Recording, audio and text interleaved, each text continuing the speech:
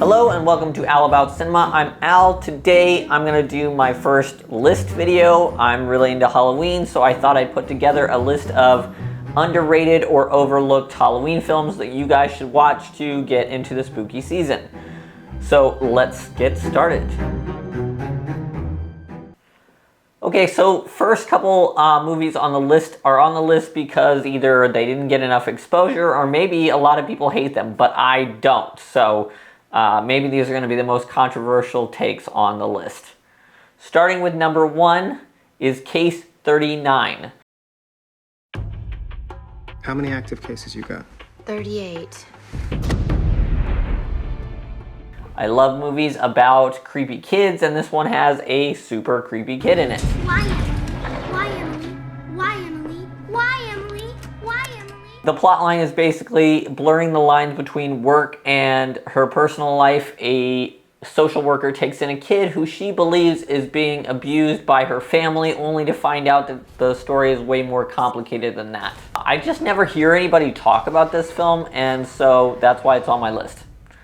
Let me know in the comments if you think maybe it's not on people's list because it's a bad film and I got a bad take. I don't know. Next is What Lies Beneath. I love What Lies Beneath. It gives you the jump scares that you expect in a horror thriller film, but also kind of turns into a mystery film that kind of keeps you on the edge of your seat. What are they doing next door? I guess the neighbors are making up. Leave it open. Think we can take them? It is Michelle Pfeiffer and Harrison Ford. I mean, what more do I need to say? I think what I like about this film is that it's kind of a genre shift. It plays with genre tropes in a new and unusual way. Claire's hearing things. What are you hearing? Voices, whispering, a picture fell. Missing girl. Do you remember this? No. I stopped at this cafe to get a coffee and I see Norman, but he wasn't alone. Look at this. Doesn't that look exactly like a face? And there's a hand, see? Someone who's very close to me seems to be in contact with some kind of entity or spirit. There's a ghost in my house. Any idea what she wants? She said... Did you know her? I had an affair with her. She came out here to the house, threatened to kill herself. Next is Children of the Corn. Modern audiences find that Children of the Corn is not scary enough and that it's kind of campy. I personally like it for its camp factor. I like how the costuming has aged, the hair has aged. Every child is afraid of the dark, the unknown, the nightmare. In Gatlin, Nebraska, that nightmare is in the corn. Stephen King's Children of the Corn. This is not the top 10 scariest films, so it doesn't really matter that it's not super scary. It's got cornfields and again, creepy children. You gotta check it out. Like, yes, it is campy. I think it's supposed to be campy. I hope it's supposed to be campy. Next on the list is The Descent. No one talks about The Descent, and I love The Descent. A group of women go on a trip together to go splunking in caves. They get trapped where they find there's some sort of like alien species that they've never seen before down there with them. Only one way out of this chamber, and that's down the pipe.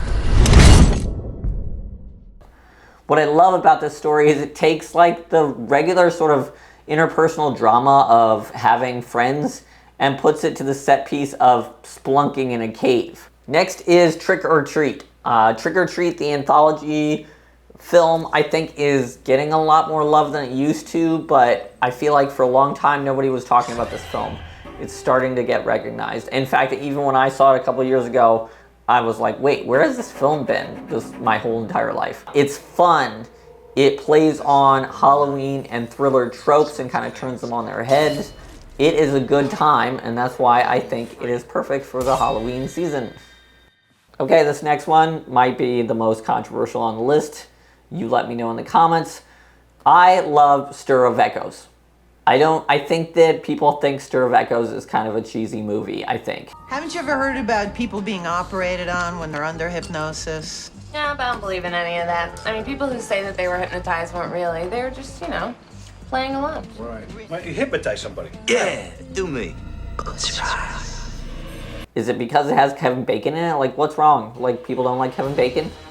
A man gets hypnotized and begins seeing a dead girl. And in the process of seeing this dead girl, he is sent on a mystery involving his small town.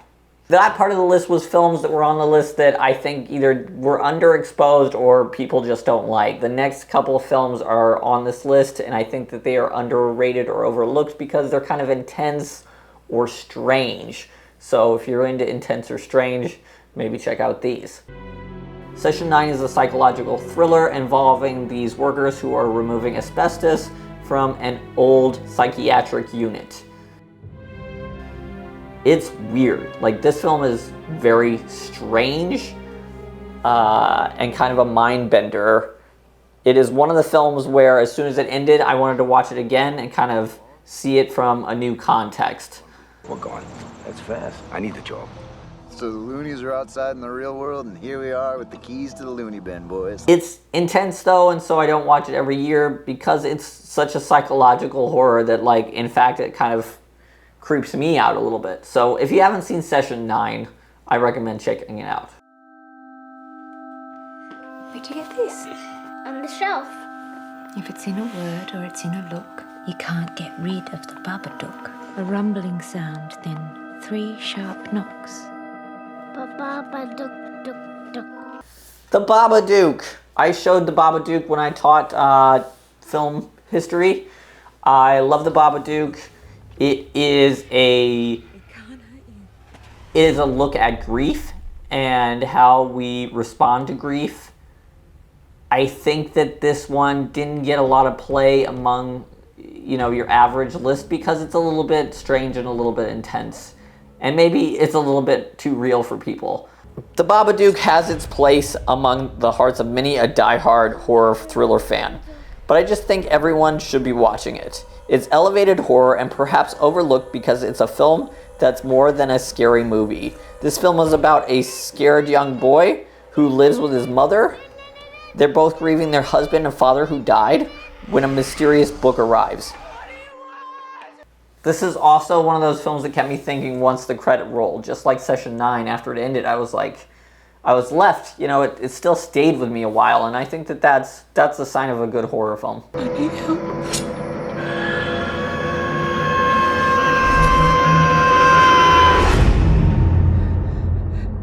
All right, next on the list is Mama, okay? A lot of people don't like Mama. A lot of people went into Mama and thought, we're gonna see a scary movie, and what they got is more like a folk tale. If you're into some of M. Night Shyamalan's best work, Mama's not by him, but it's got a similar vibe as the kind of stories that he likes to tell about mythology and folklore. Their parents gone. Alone in the wilderness for at least 5 years. Hey, Victoria. How they survived is unexplainable. If you're looking for something that's like the Scream franchise, this is not the film for you. But if you're looking for a cool, unique story, this is a good film. The film is about a group of people who find 2 girls who have seemingly been raised by themselves in the wild. Okay, number 10. Speaking of folk horror, the original Wicker Man. I'm putting that on my list. It's a strange film. This film came out in 1973. It's inspired by a novel, The Ritual, from the 1960s about a cult. If you've seen Midsommar and you're thinking, where can I see some more weird shit like that? Check out Wicker Man. I am here to investigate the disappearance of a young girl. Where is Rowan Morrison? If Rowan Morrison existed, we would know. I suspect murder. Sergeant, I've already told... In the name of God, woman, what kind of mother are you? But I believe this kind of psychological folk horror is coming back.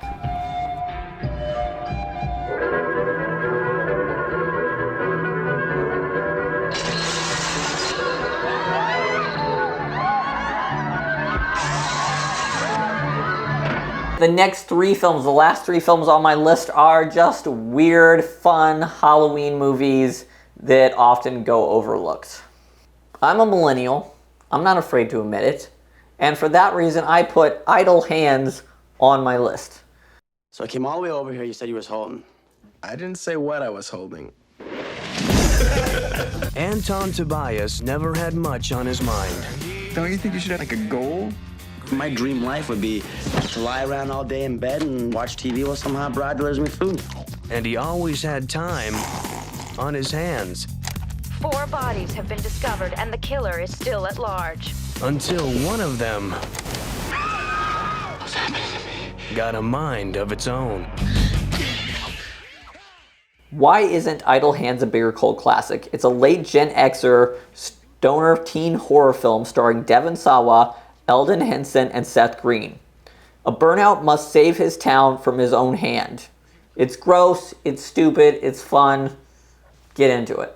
Next, on the topic of millennial heartthrob, Devon Sawa is, yes, yet another Devon Sawa film. I don't know. I didn't think I had a thing for Devon Sawa, and now I'm rethinking this.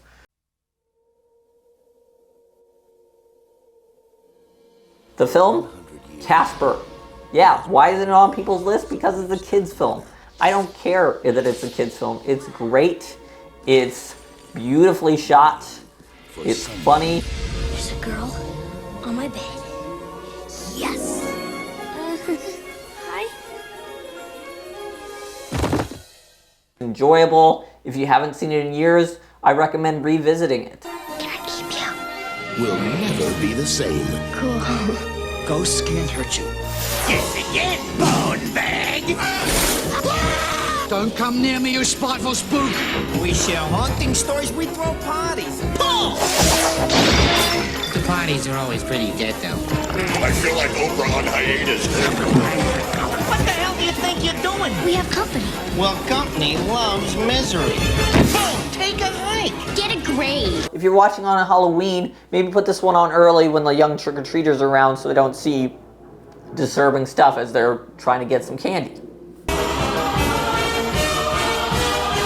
Smell it, Graham. Casper. So we're going from kid movie back to horror films.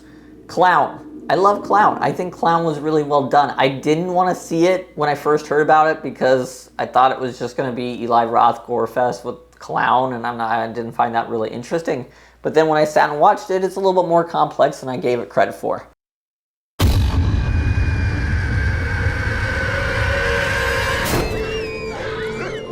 Daddy? He's gonna miss the clown. There was a little bit of a goof up. There's no clown coming. Who double books a clown? I thought you had a backup. Everything's gonna be fine. It's gross, weird, and has a pretty intense amount of gore and guts. The film centers around a man who puts on a clown costume but can't seem to take it off. The outfit is apparently made from the hair of an old Icelandic demon. I couldn't take my eyes off this film, and that's why it's on my list. So that's it. That's 13 films that maybe you haven't seen that you could watch this spooky season. Thank you for watching. If you're interested, later on this week, I'm going to be releasing a top 5 documentaries to be watching for the spooky season, and I'll also be making a how-to video on how to make those animated characters you saw in the beginning. Thanks for watching.